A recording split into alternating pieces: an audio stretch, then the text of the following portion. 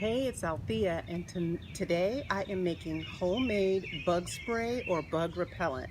We're out here on my back deck, and this is where I do most of my work and I spend most of my time, and mosquitoes are always biting me. So rather than spray and kill off the eco chain for the animals and the plants and the bugs, I decided to use household products and essential oils to create a homemade bug spray. So here are the ingredients that we're using today. All of my essential oils are Acacia brand. I just happen to like that brand, but there's a lot of different ones. And I am going to use one now product that I just happen to have. So Geranium Essential Oil, Lavender, lemon eucalyptus, and if you don't have the blend, you can always just use lemon or use eucalyptus. Use them both individually, but I happen to have a lemon eucalyptus blend.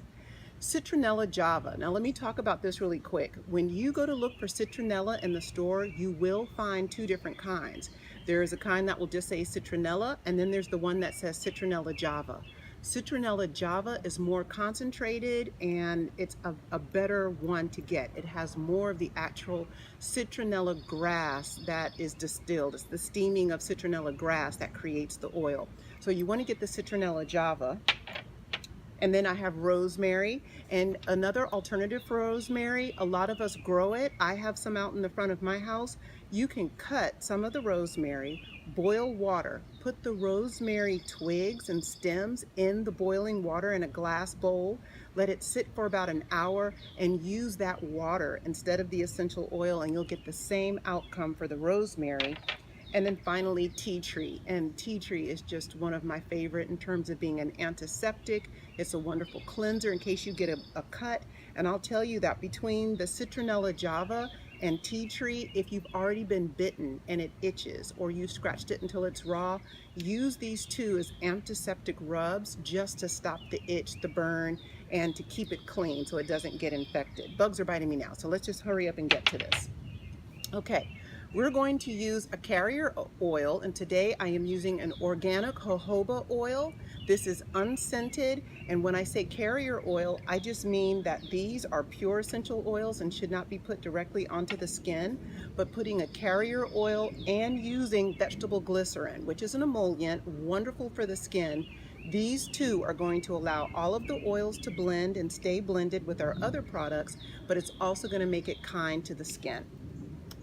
Okay, our other ingredients are Witch Hazel, which is a natural astringent, wonderful for the skin. People use it as a toner for their face. Rubbing alcohol, and then some household regular distilled vinegar.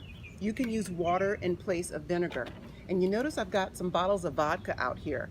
Vodka is alcohol. Alcohol is alcohol. So if you don't have any alcohol, rubbing alcohol at home, go in the cabinet, see if you have some vodka. The only reason I'm not using this one is it's peach vodka. This is the good stuff. I'm saving this in the cabinet for a drink when I'm done.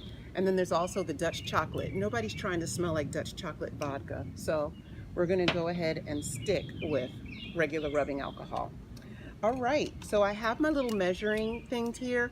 We've got a 1/4 teaspoon, a 1/2 teaspoon, we've got a 1/4 tablespoon, and then these are larger, but we're not going to be using them because I'm making a small amount of my bug repellent.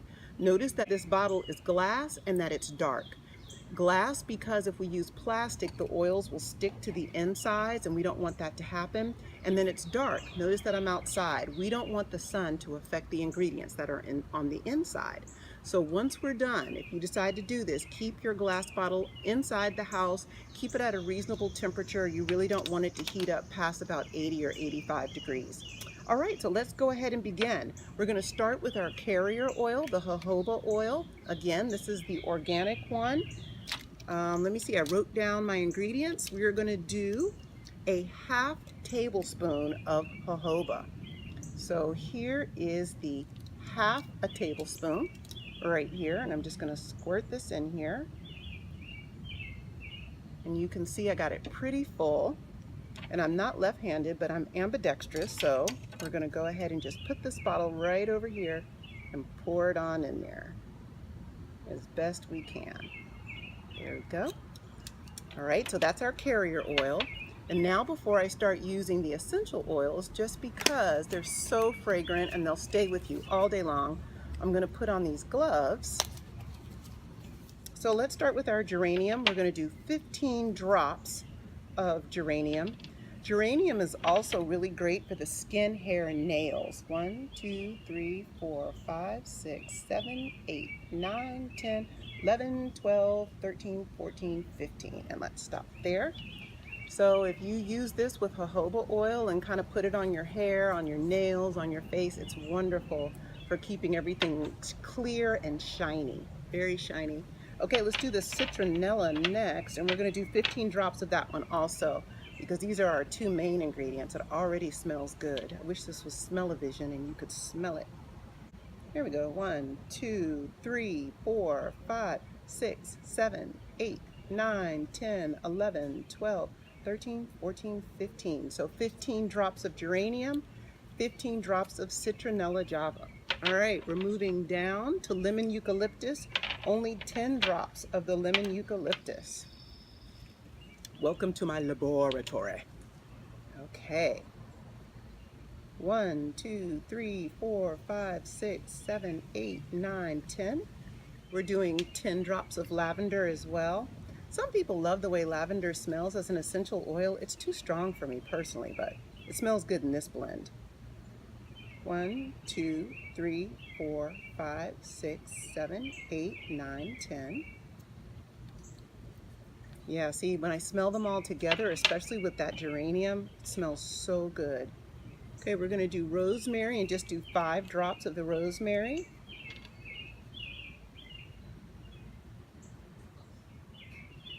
One, 2, 3, 4, 5. And remember that this is the one that you could boil the actual rosemary leaves in some water and then use the water, a few drops of that. And then finally tea tree, and we'll just do 5 drops of the tea tree.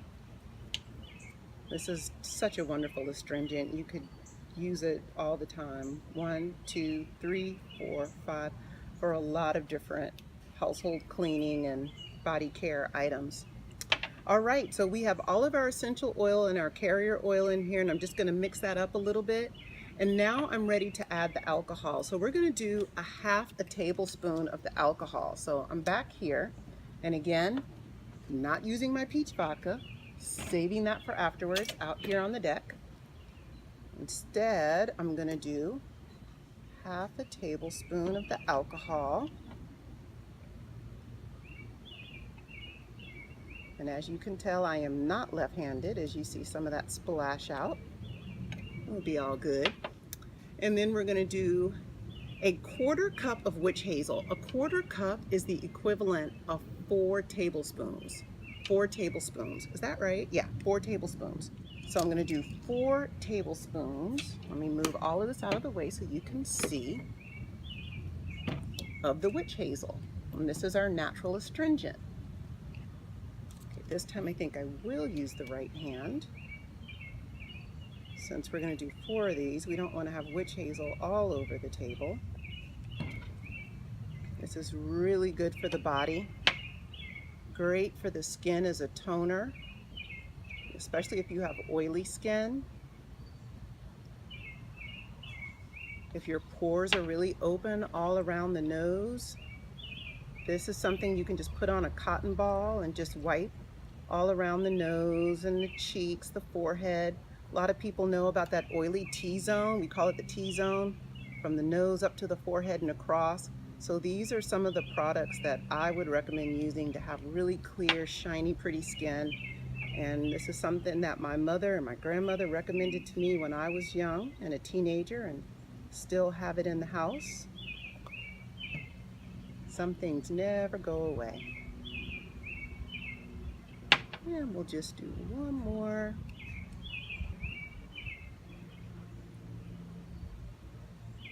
For some reason, I feel like 4 teaspoons is actually a 1/4 cup, but it's too late now. It's too late now. I've already done this.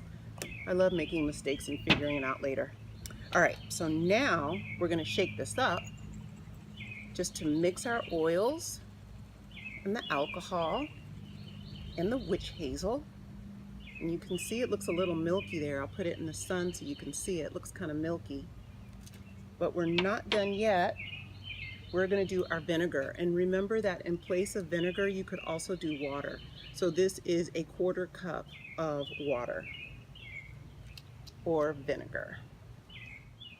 I really feel like it's 4 teaspoons. I think it's 4 teaspoons. I think I just put too much of the witch hazel in there. But you can never go wrong with witch hazel. I just didn't want to do that much on the vinegar. Somebody look it up and tell me. It's too late. All right.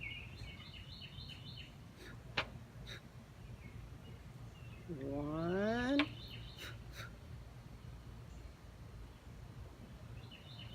2. You know, vinegar is really great for cleaning. Put like maybe a capful of this into your laundry with some baking soda, and it will get the stink out of like towels or sweaty clothes. Anything that smells mildewy or has been left for a while. I think I did 4. I started talking and lost track. But again, I mean, these are all household products. They can't hurt. Okay, and we'll shake it up again. Man, I wish I hadn't used so much witch hazel. All right.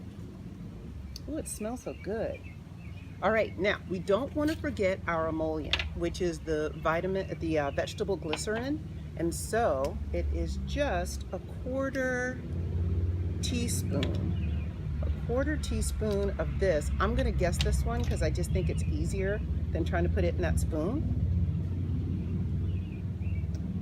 I think that's pretty good right there. And we'll shake that up. Sometimes when you're cooking, it's like a pinch of this, a toss of that, a dash of that, and you know it. I feel like that was my pinch.